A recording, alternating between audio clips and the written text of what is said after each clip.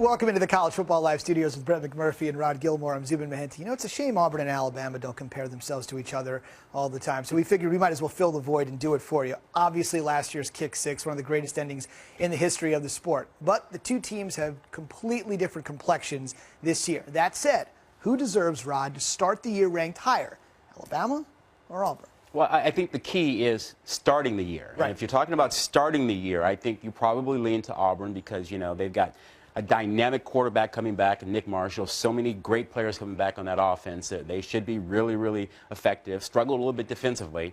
In Alabama, you look at Alabama and you go, well, they've got so much coming back. They're going to be good. They're talented, all that, but the quarterback question is there. So I think starting the year, you'd lean towards Auburn. But when you look at the schedule says Alabama has an easier road. Keep in mind that Auburn has to play Georgia and South Carolina from the East. That's not what Alabama gets. Alabama gets Florida and Tennessee, so advantage Alabama there, and a tough road schedule for Auburn as well. They got to go to Mississippi State. They got to go to Kansas State. It's not an easy road.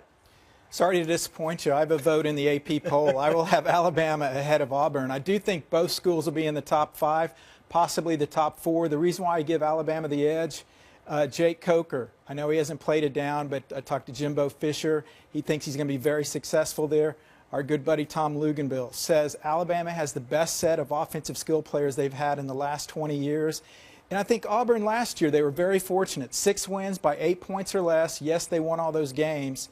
Alabama was more dominating when they won. Yes, they lost 2 games. They won every game but one by 2 touchdowns.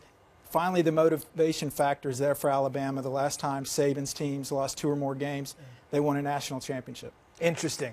If that repeats itself, you can crown Alabama the first champion of the college football playoff. If you're wondering, perhaps, November 29th, Bryant-Denny Stadium, Auburn and Alabama. We'll see you next time.